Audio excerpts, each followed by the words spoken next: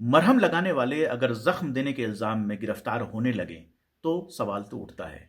कुछ लोग इसे आउटराइटली रिजेक्ट कर देते हैं कि ऐसा पॉसिबल ही नहीं है।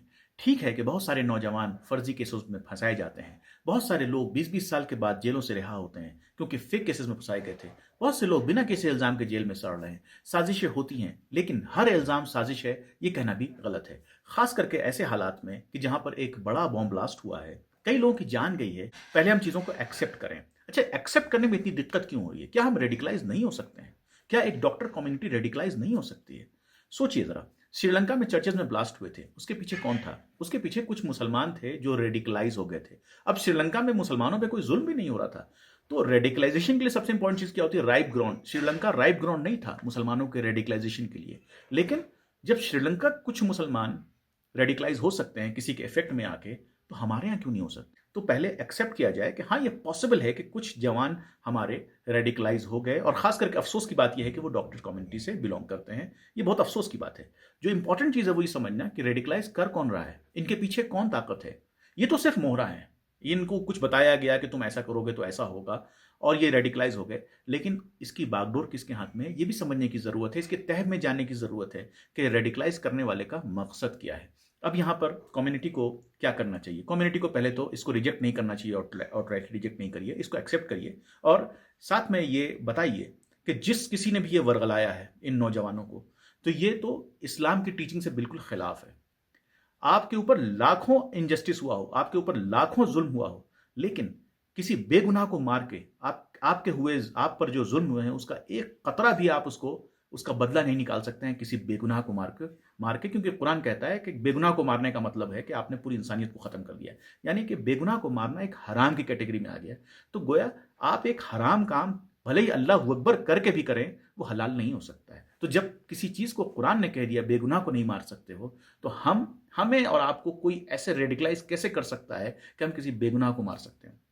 हमारी प्रॉब्लम जितनी भी हो, हमारे शिकवे जितने भी हों, हमारी शिकायत जितनी भी हो, एक पर्टिकुलर माइंडसेट से हो सकता है। लेकिन किसी आम बेगुनाह को नुकसान पहुंचाने से तो हमारा हल नहीं निकलेगा, बल्कि इससे चीज़ें खराब होंगी। इससे चीज़ें खराब इस तरह से होंगी कि आपकी जितनी भी यूनिवर्सिटीज़ हैं, आपके जितने भी पढ़े लिखे लोग हैं, आपके जितने भी स्टूडेंट कम्युनिटी है, डॉक्टर कम्युनिटी है, ये सब पे भी रिस्क आ गया। यानी कि कुछ लोगों की अहमकाना हरकत की वजह से सबके ऊपर एक शक की निगाह से लोग जो है देख रहे हैं।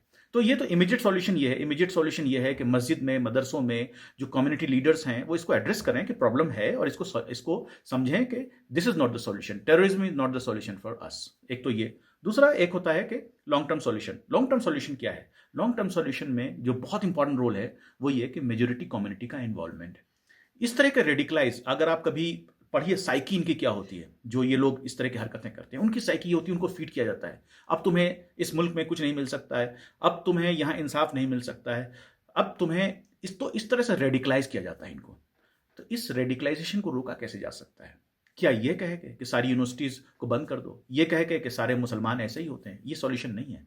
सॉल्यूशन इसका ये है कि इनको मेन स्ट्रीम में लाया जाए ताकि इनके दिमाग से ये बातें निकली जाएं। अगर इनके ऊपर कोई इंजस्टिस हो रहा है, उस इंजस्टिस को रोका जाए। अब इंजस्टिस किसी भी शक्ल में हो सकता है, चाहे वो भले ही उनका मकान तोड़ने की शक्ल में हो सकता है, या उनका रोजगार छीनने की शक्ल में हो सकता है। कहीं भी इंजस्टिस होगा, injustice anywhere is a threat to peace everywhere. जहां कहीं भी अगर इंसाफ नहीं होगा, वहां पर रेडिकलाइजेशन होने के चांसेस बढ़ते हैं। तो इसलिए ये सबकी जिम्मेदारी, हिंदुस्तान सबकी जिम्मेदारी। और अगर हमने और आपने ऐसा नहीं किया, हिंदुस्तान एक बहुत बड़ा मुल्क है जिसमें इतनी बड़ी आबादी रहती है, बहुत बड़ी आबादी गरीब है, तो अगर चीज़ें रेडिकलाइज होती चली गई, इस तरह की चीज़ें अगर होती चली गई, तो शायद हम यमन और सोमानिया से भी बदतर हो जाएंगे। और हमें ये कहने पे हम शायद मजबूर हो जाएं, या हम अल्लामा इकबाल का शेर याद आता है कि न समझोगे तो मिट जाओगे हिंदुस्तान वालों, तुम्हारी दास्तां तक न होगी दास्तानों में। हमें ये नहीं, हिंदुस्तान नहीं चाहिए। हमें हिंदुस्तान चाहिए अमन वाला। हमें हिंदुस्तान चाहिए, वो हिंदुस्तान चाहिए कि जो पूरी दुनिया कहती है कि हिंदुस्तान से सीईओज निकलते हैं, हिंदुस्तान सीईओज पैदा करता है, हिंदुस्तान इंटेलिजेंट लोग पैदा करता है। हमें ऐसा हिंदुस्तान चाहिए। हमारी जिम्मेदारी है कि मुस्लिम कम्युनिटी को रेडिकलाइजेशन से रोकें। आपकी जिम्मेदारी है कि आप हिंदू कम्युनिटी को रेडिकलाइजेशन से रोकें। और अगर जब हम इस रास्ते पर चल पड़ेंगे तो हम गर्व से कह सकेंगे सारे जहां से अच्छा हिंदुस्तान। न्यूज चैनल्स पर जो भी देखें उस पर यकीन नहीं करें।